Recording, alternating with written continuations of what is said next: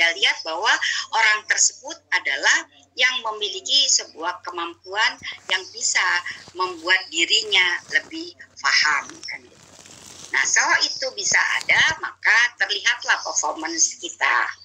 Nah, kalau performance kita itu diakui oleh orang banyak, gitu kan, maka yang bisa disebut dengan sukses atau sukses. Oke, next slide.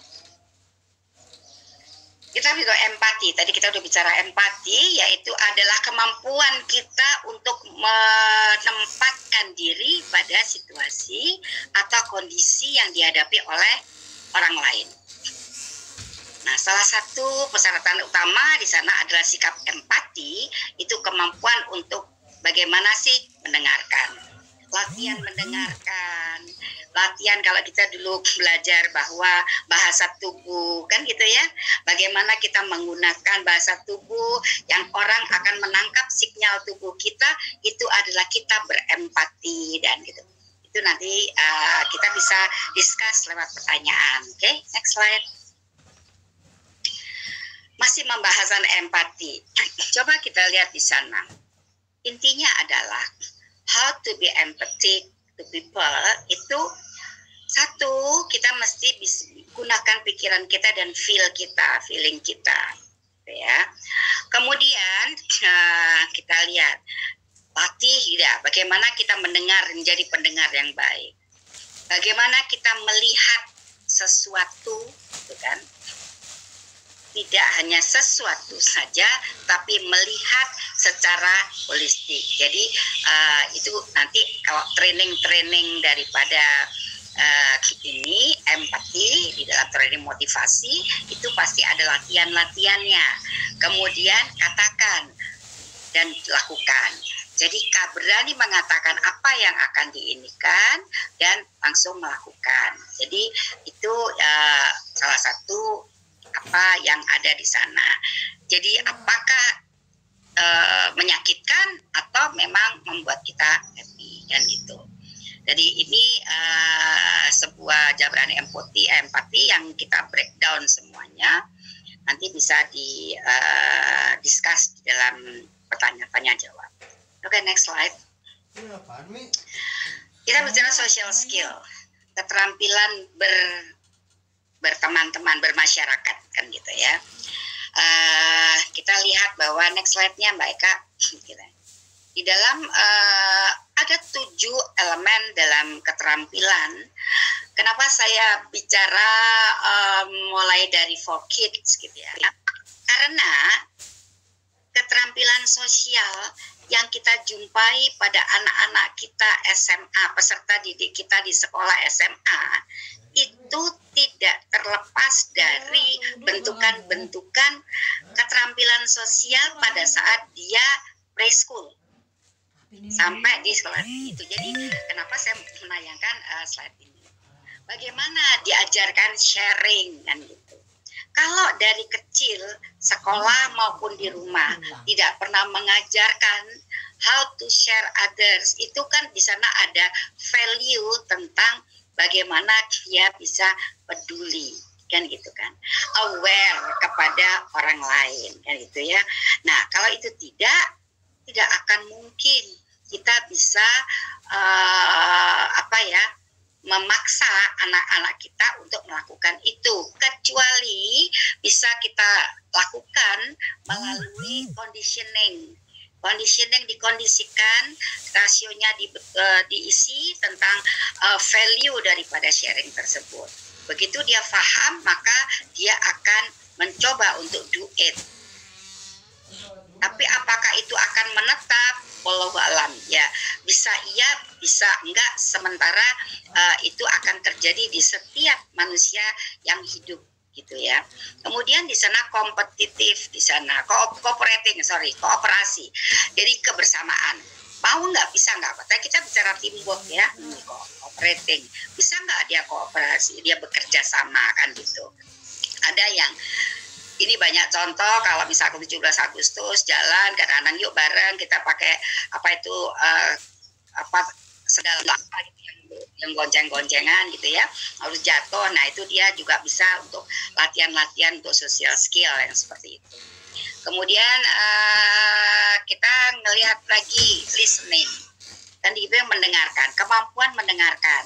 Sebesar apa kemampuan kita untuk mendengarkan orang berbicara atau bercerita. Kalau kita bisa menangkap 90%, berarti kita mampu memiliki kemampuan pendengaran very good. Kalau misalkan kita bisa sebetulnya mendeteksi diri kita, self awareness kan gitu ya, berapa persen sih ini, apa sih kesimpulan inti, apakah kita mampu menangkap inti dari pada cerita dia gitu kan, tidak mengurangi esensinya kan gitu. Kemudian ini dia, ini sih banyak terjadi di anak-anak SMP ini dan SMA. Ya banyak sekali yang menentang, tidak mengikuti aturan, sudah dibikin ini, sehingga membuat guru BK dan kesiswaan sangat sibuk gitu ya. Nah, tidak following direction. Nah, dilatih seperti itu. Berapa intens dia bisa ajak mengikuti peraturan. Misalkan di rumah, di mana ininya? Di rumah punya family rule. Nah, di sana peraturan keluarga yang seperti apa? Peraturan keluarga A, tapi kalau itu semua dalam keluarga itu melakukan, maka pasti dia memiliki karakter yang seperti itu, habit yang seperti itu. Tapi kalau tidak, ya akan terjadi yang kita lihat bahwa dia selalu not following direksi aturan-aturan yang ada di sana.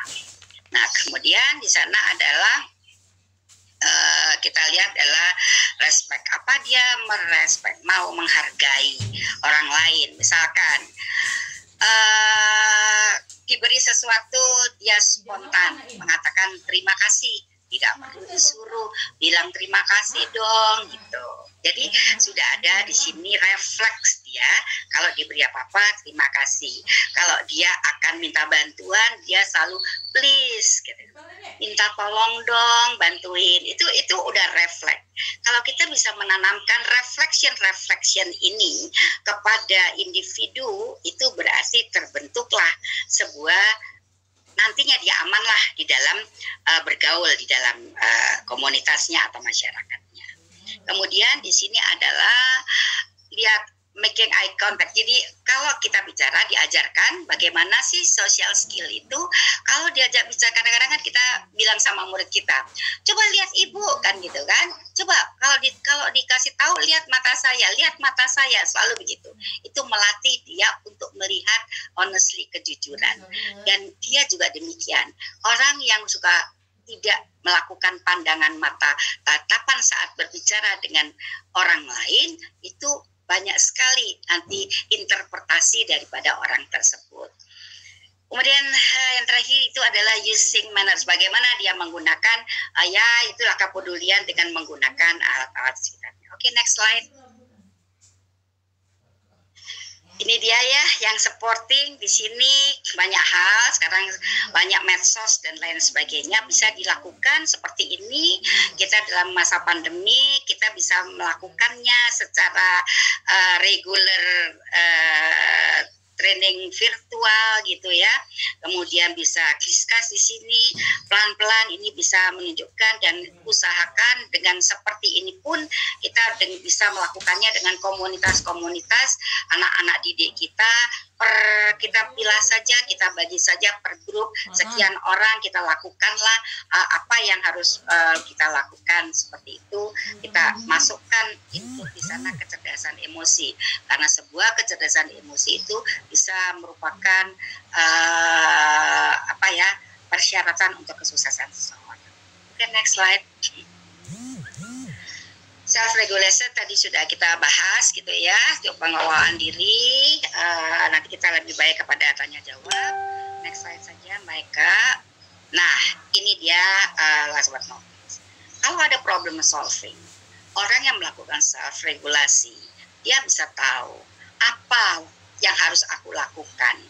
Dia pasti bisa berpikir bermacam-macam di sana, karena itu akan ya paling nggak melatih lah ya sampai dia ini, karena itu merupakan sebuah kebiasaan dan habit, dan itu bisa terwujud pada saat dia dewasa gitu ya, dan akan dilihat orang. next slide.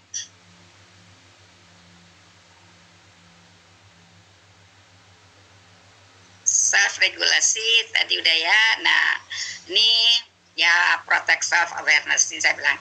Ini kegiatan ini seperti ini, terima kasih, bagus. Jadi paling tidak ini adalah menjaga self awareness, protect. Ya bagaimana nih kalau kita bicara jarak jauh nggak apa-apa, lewat video call oke. Jadi tapi esensi daripada tujuan yang penting itu kan apakah berjauhan, apakah berdekatan, itu kan sebuah teknik conditioning ya, conditional. Jadi pada kondisi seperti ini, tapi tidak mengurangi goal setting yang ada pada tujuan kita sebenarnya. Oke, next. Last but not least, slide ini jadi sebuah kebahagiaan itu akan diperoleh gitu ya jika kita cerdas emosi. Jangan lupa ada satu memang di sana yang bisa mengkontrol dua ini, mengkontrol emosi, mengkontrol dari intelijensi kita, itu yaitu SQ, spiritual quotient, yang nanti di next berikutnya akan dibahas oleh di ruangan ini. Jadi kita akan benar-benar menjadi pribadi yang sempurna jika kita bisa menggunakan ketiga ini untuk kehidupan kita. Dan lakukan itu, biasakan, merupakan sebuah habit life di kita agar kita selalu tertata perjalanan kita dari hari ke hari. Oke, next slide. Slide berikutnya, Mbak. Terima kasih. Paparan ini kami menunggu tanya jawab teman-teman yang ada di forum ini. Assalamualaikum warahmatullahi wabarakatuh. Baik, terima kasih, materi yang sangat luar biasa sekali. Tadi ditutup dengan kecerdasan emosi, IQ dan ISQ. Jadi tiga-tiganya kalau bisa dikelola dengan baik, maka kita akan bisa mengendalikan emosi secara baik juga. Nah, sebelum saya membacakan pertanyaan, saya menyapa teman-teman dulu yang sudah hadir. Ada Bu Sri Hastuti dari Junjung, Ibu Nur Lutfiatul Hakimah dari Mojokerto, Ibu Rosa, Ibu Arni dari Sinjai, Bocawan, Purwaningsi Astuti, teman kami Limbeng, Idawin Nangsi, Widya Yanti, Ami Prabowo. Ini banyak sekali yang sudah hadir. Selanjutnya saya ingin membacakan satu pertanyaan. Nah, ini dari Ibu Rosa Keren. Bagaimana mengendalikan emosi ketika kita sedang tertekan? Nah, ini kan situasi pandemik ini, Bu. Jadi mungkin Bu Rosa ini lagi tertekan. Nah, pertanyaannya bagaimana mengendalikan emosi ketika kita sedang tertekan? Oke, baik. Terima kasih Bu Rosa atas pertanyaannya. Situasi ini kan saya tadi dari awal sudah mengatakan bahwa tidak ada satu orang pun yang tidak merasa ini sebuah kondisi yang unpredictable, yang tidak pernah diduga-duga, sehingga ini melatih diri orang kita semua untuk bisa menerima atau tidak. Saat Ibu tertekan, nomor satu yang Ibu pikirkan gitu kan, apa sih yang merasakan yang paling berat? Kan begini, dalam setiap hidup manusia, kita kalau hidup itu bermacam-macam. Ibu coba list deh, Ibu pakai pulpen, pakai tulis, pakai kertas, apa yang paling membuat Ibu berat. Ibu list satu persatu kan gitu. Setelah Ibu satu persatu, kemudian kalau menurut saya, coba Ibu ambil air putih dulu, misalkan tenang, kan? Kemudian Ibu mulai tenang, Ibu duduk, Ibu kan nulis ya, Ibu mulai. Satu persatu Ibu coba kita, urai, kan gitu. Apa nih sebenarnya? Karena kondisi tertekan itu adalah sebuah kondisi yang benar-benar membuat impuls saraf itu stuck, berhenti kan gitu, nggak bisa mikir lagi kan gitu kan. Nah kita kan nggak mungkin kan seperti itu. Bagaimana caranya? Oleh karena itu dengan seiring usia, kemampuan juga saraf otak kita itu kan tidak lentur kayak dulu. Misalkan kita usianya berapa misalkan gitu, maka kita perlu juga memelihara saraf kita agar dia sehat. Oleh karena itu jangan paksakan kondisi yang tertekan, itu list dulu apa sih yang nekan. Ada dua hal sebenarnya kalau kita bicara secara teori, kita praktekkan kan gitu. Ada, kalau itu boleh dilakukan dulu gitu kan, tapi tadi saya katakan bahwa apa sih yang menekan, supaya apa, supaya rasio ibu bisa jalan. Oh ternyata ini, oh ternyata ini. Itu dulu diurai, jangan semua misalkan kita ada 5 hal yang menekan kita akan selesaikan, pasti nggak mampu Bu, karena kemampuan otak atau saraf juga itu terbatas dengan usia-usia kita. Maka kita mesti urai satu persatu. Nah kalau itu juga stuck juga nggak bisa misalkan gitu kan, satu-satunya jalan adalah maaf banget kalau saya harus agak nyamping ke step sebelah, jadi gini, kalau kita udah bener-bener nggak mampu kan ya pikiran ini, maka kalau saya selalu, karena adanya otak saya, adanya kerja otak, adanya kecerdasan, itu semua adalah given, artinya dikasih Tuhan kan. Kalau Tuhan nggak ridho, nggak berkenan ibu bisa berpikir sehat, maka tidak akan keluar jalan pikiran yang bagus. Maka itu last thing yang that wants to do adalah Tuhan minta bantuan sama yang di atas, yang abstrak ini, karena hanya dia yang bisa membantu kita untuk ini, karena dia yang membuat kita. Itu terakhir ya, tapi kita perlu untuk melatih, karena Tuhan bilang bahwa kita diberi sebuah kecerdasan di dalam otak untuk digunakan yang bermanfaat buat diri kita dan orang lain. Itu ada di buku, apa saja di buku agama ada. Nah, kita kembali ke sana. Kalau memang itu satu persatu di breakdown, lakukan itu step by step. Nah, bisa tadi dikatakan, bisa share, bisa tanya, bisa ini untuk menenangkan. Katakan, mesti tidak boleh sendiri. Luapkan itu dalam tulisan, bicara dengan orang lain gitu ya. Semakin didiamkan maka akan mengganggu kejiwaan kita. Begitu. Oke, baik. Terima kasih Bu Rosa. Ini selanjutnya dari koran kaca. Ibu mohon trik agar hati ini bisa memisahkan kegalauan pribadi saat melakukan pengajaran dengan murid. Nah ini mungkin Bapak ini bagaimana memisahkan Ibu, mungkin persoalan pribadi, ada masalah pribadi kemudian melakukan pengajaran. Kan ini biasa terjadi ya di lapangan itu, ketika guru ada persoalan pribadi di rumah. Nah sampai karena tidak bisa memisahkan yang seperti tadi Bu Nani sampaikan bahwa kita harus urut satu persatu. Nah, biasanya dilampiaskan ke murid, ke siswa. Nah, pertanyaannya gimana? Iya, ini sebuah yang sudah sering terjadi. Nggak usah jauh-jauh. Itu biasanya